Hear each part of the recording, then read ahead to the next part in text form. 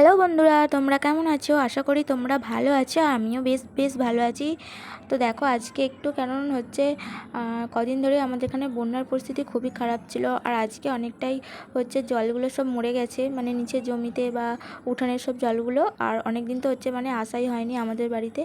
আর হচ্ছে আর দেখো, এই দিকটা করে আমি হচ্ছে যে কাপড় জামাগুলো এখন মেলে দিচ্ছি। আর এদিকে হচ্ছে সকালের দিকে একটু বৃষ্টি হয়েছে দেখো। আর তাই দেখো, এই যে এখানে সব থলে টলে মানে যা কিছু ছিল আর কি, তো ওগুলো ভিজে গেছে। আর ওগুলোকে আমি এখন মানে মিলে দিয়ে আর এখন দেখো ঝাঁট দিতে লেগেছি। তো বন্ধুরা, আমার ভিডিওটা তোমরা দেখতে থাকো আর আমি এই জায়গাটা একটু ভালো করে পরিষ্কার করে নিই। তো চলো তাহলে আমার ভিডিও তোমরা দেখতে থাকো।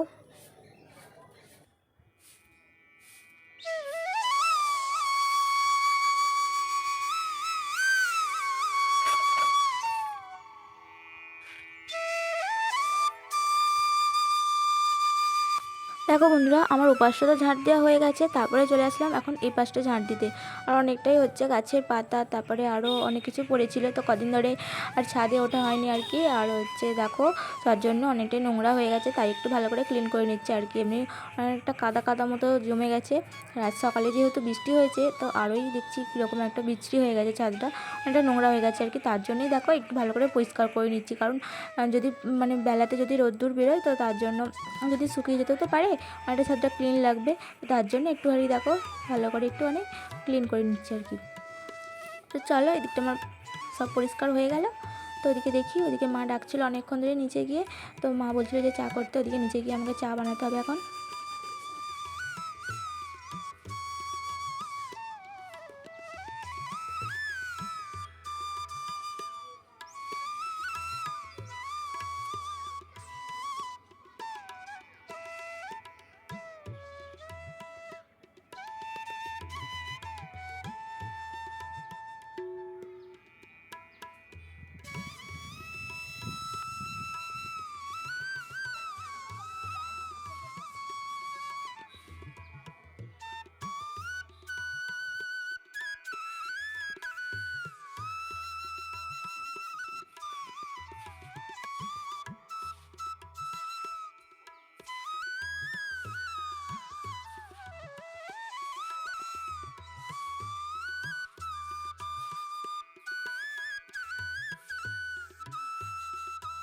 তো দেখো, এইদিকে হচ্ছে ঝাড় দেওয়া হয়ে গেছে। আর এই দেখো, ঝাড় দিয়ে দিয়ে আর এদিকটা নিয়ে আসলাম। আর হচ্ছে অনেকটাই তো এদিকটা উঁচু, আর জলটা কিছুতেই মানে বেরোতে পারছে না ওই পাইপটার মধ্যে দিয়ে। আসলে কি বলতো, যখন ছাদটা করা হয়েছিল, তো ওই দিকটা আর কি নিচু রাখার দরকার ছিল। তো মানে মিস্ত্রি দাদাদের হচ্ছে ওরা কী কারণে ওখানটা ওরকম হয়ে গেছে জানি না ঠিকঠাক। আর হচ্ছে অনেকটাই উঁচু হয়ে গেছে, যার কারণে জলটা যেতে পারছে না। মানে নিচু রাখলে, দিকটা ঢালু রাখলে মানে জলটা চলে যেতে হয়তো গড়িয়ে।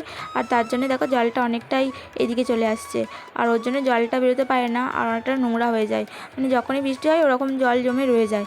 তো যাই হোক, ওদিকে দেখো আমাকে এখন এই ঝাঁটাটার মধ্যে দিয়ে জলটা টেনে টেনে নিয়ে যেয়ে এখন হচ্ছে বের করতে হচ্ছে। যাই হোক চলো, ওদিকে মা অনেকক্ষণ ধরে ডাকছিল, যাই দেখি কী ব্যাপার।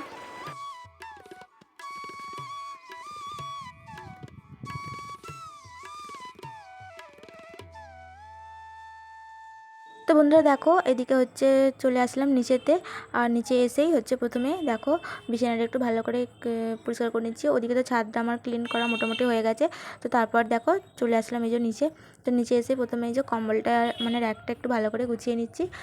আর তো তারপরে বালিশগুলো ঠিকঠাক করে একটু রেখে দেবো।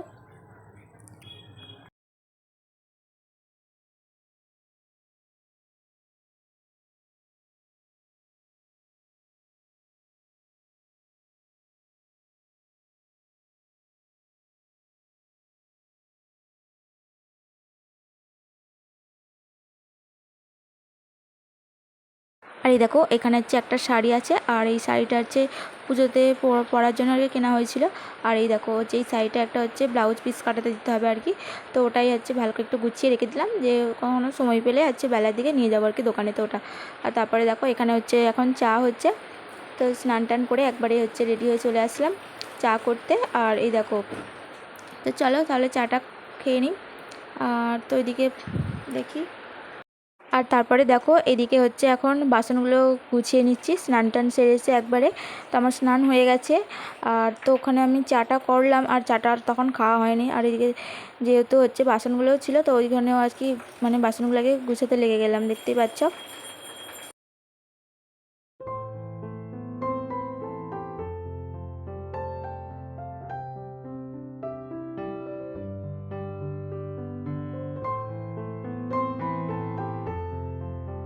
আর দেখো তারপরে হচ্ছে মা করছে এখন ওইদিকে পুজো, আর মা তারপরে পরে চা খেয়ে নেবে কোনো অন্য সময়। আর এখন দেখো হচ্ছে যেহেতু আমার চাটা খাওয়া হয়নি, আর আমি তাই হচ্ছে আবার চাটাকে নেক্সট বার হচ্ছে গরম করে আবার মানে চাটা এখন বসে বসে খাচ্ছি, দেখতেই পাচ্ছ। তো চলো তাহলে আমি চাটা ততক্ষণ খাই। তো ওইদিকে আরও কাজ আছে, মানে রান্নাবান্না করতে হবে।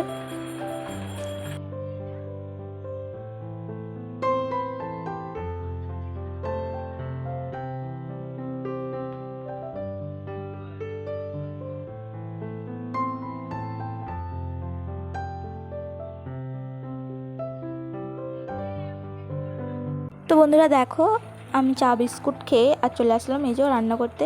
তো আমার ভাতটা হচ্ছে আগেই হয়ে গেছিলো, ভাতটা আগে মানে করে নিয়েছি। আর তারপরে আসলাম এই যে তরকারি করতে।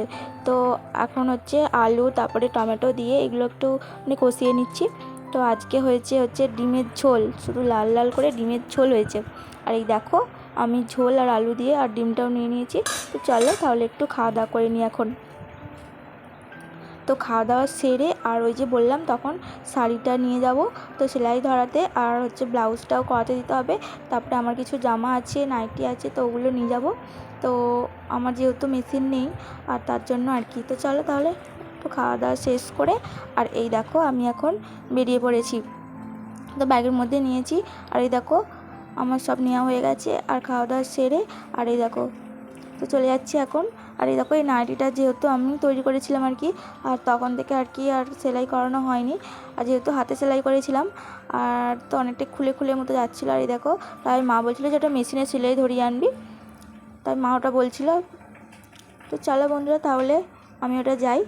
তো বন্ধুরা আমার ভিডিও যদি তোমাদের একটুও ভালো লেগে থাকে তাহলে অবশ্যই একটা লাইক করবে আর একটা কমেন্ট করবে।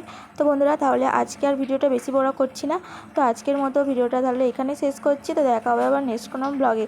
আর এই দেখো এইটাও আমি কাটিং করেছি, কিন্তু এটা ছিল একটা বাচ্চাদের ফ্রক। তো এটাও আমার সেলাই করব, আমার মেশিন কেনার খুব ইচ্ছা আছে।